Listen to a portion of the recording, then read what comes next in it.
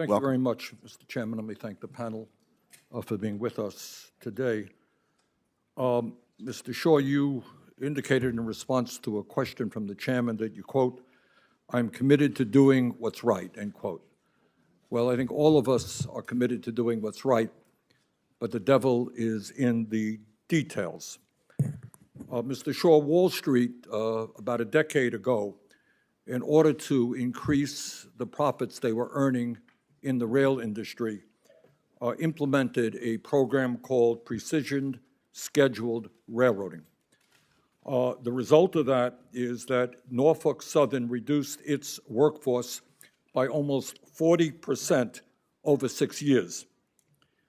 Meanwhile, in fact, Wall Street's goal was achieved. Profits soared for Norfolk Southern.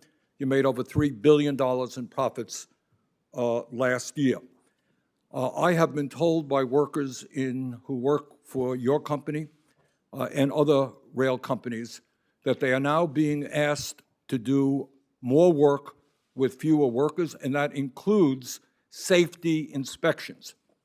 So well before this disaster in East Palestine, we have been told about the potential safety hazards. Will you make a commitment right now to the American people that you will lead the industry in ending this disastrous precision scheduled railroading, which has slashed your workforce and made railroading much less safe? Yes or no, will you make that commitment? Senator, I understand your concern, and I share that concern.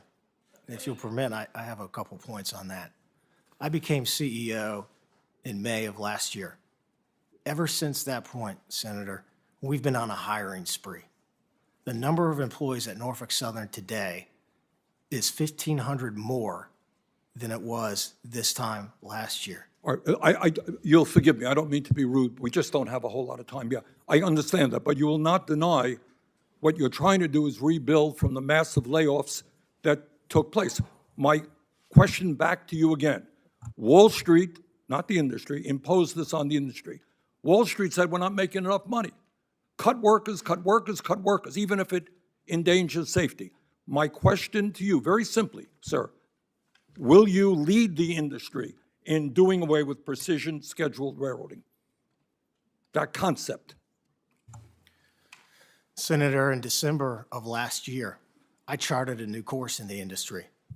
And I said we're going to move away from a near-term focus solely on profits, and that we're going to take a longer-term view that's founded on our engagement with our craft employees who are so critical to our success. We were the first to pivot out of it.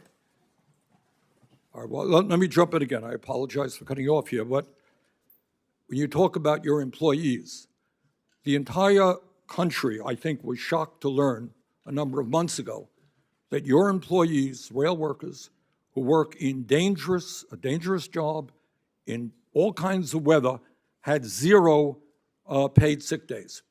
Now, I know that is beginning to change, but I would ask you, given the fact that Norfolk Southern provided $10 billion in stock buybacks recently, can you tell the American people and your employees right now that in order to improve morale in your workforce, that you will guarantee at least 7 paid sick days to the 15,000 workers you employ? I do know you've made some progress. You increased paid sick days for some of your workers. Will you do what most Americans think is pretty obvious, that when you get sick, you get guaranteed paid sick days? Will you make that commitment right now to your entire workforce? Senator, with our latest agreement with our employees, which included a historic 24% wage increase and access to premium health care benefits, we immediately pivoted to talking to each of our local... I've been deeply involved. I introduced the amendment on the floor. I know the issue. But what I'm asking you right now, you provided paid sick days to some of your employees. I got it. Thank you. Will you now do it? What we get here in Congress. Our employees get sick, they get paid sick days. Will you make that commitment right now to guarantee paid sick days to all of your workers? That's not a radical demand. It really is not. Will you make that commitment, sir? Senator, I share your focus on our employees. I will commit to continuing to discuss with them important quality of life issues with our local craft colleagues. In all due respect, you sound like a politician here, Mr. Shaw. It's not paid sick days is not a radical concept in the year 2023. I am not hearing you make that commitment to guarantee that to all of your workers. Clearly, we should have that for every worker in America. I'm not hearing that commitment. Will you make that commitment, sir? Senator, I'm committed to continuing to speak to our employees about quality of life issues that are important to them. All right. Well, I'm chairman of the Health, Education, Labor Committee. We look forward to having that discussion. One last issue. You talked about covering. Senator Graham, Senator Graham is waiting to ask it. So, Bernie, if you just keep it really brief. All right, last question. You talked about covering the needs of the people of East Palestine. Does that include paying for their health care needs? All of their health care needs? Senator, we're going to do what's right for the citizens of East What's Palestine. right is to cover their health care needs. Will you do that? Everything is on the table, sir. Thank you. All right. Thank you, Senator Sanders.